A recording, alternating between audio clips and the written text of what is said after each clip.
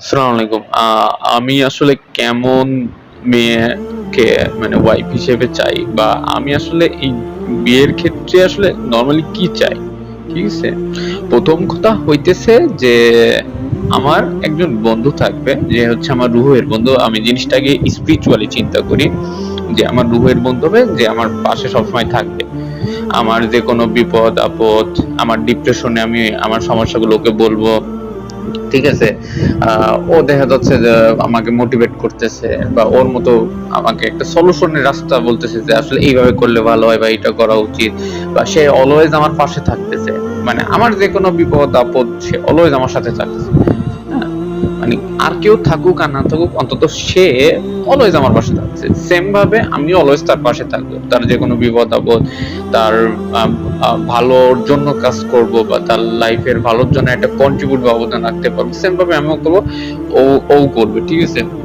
আমি মনে করি আমার স্ত্রী হবে হচ্ছে আমার একজন বন্ধু। আমার বেস্ট ফ্রেন্ড, আমার লাইফের বেস্ট ফ্রেন্ড হচ্ছে আমার ওয়াইফ হবে, ঠিক আছে? সে আমার বন্ধু। আমি তার ক্ষেত্রে একজন বন্ধু, আর একজন বন্ধু যেইভাবে হয় নিঃস্বার্থভাবে একটা বন্ধু হওয়া উচিত, সেম ভাবে সে আমার নিঃস্বার্থভাবে আমার বন্ধু হবে। আমার স্বার্থ বা আমার টাকা পয়সা, আমার কি আছে না আছে, আমি আমার মান্থলি ইনকাম 50,000 কিনা, আমি সরকারি টপ লেভেলে জব করি কিনা, হ্যাঁ, তারপরে আমার জমি জমা সম্পদ এগুলো আছে কিনা, এগুলো মেন বিষয় না, এগুলো দেখবে না, এগুলো হচ্ছে মেন বিষয় না। মেন বিষয় হইতেছে যে আমি মানুষ ভালো কিনা, আমার ইন্টারনাল যে স্পিরিচুয়াল যে বিষয়গুলো আছে, স্পিরিচুয়াল আত্মিক যে বিষয়গুলো আছে, মানসিকতা ইতিবাচক কিনা, এই জিনিসগুলো দেখে সে আসবে, এবং আমিও তার এই জিনিসগুলোই দেখবো। মানুষের একাকী চলার থেকে একজন বন্ধু পাশে থাকা, মানে বন্ধুর মতো বন্ধু পাশে থাকা আসলে খুবই গুরুত্বপূর্ণ লাইফের জন্য।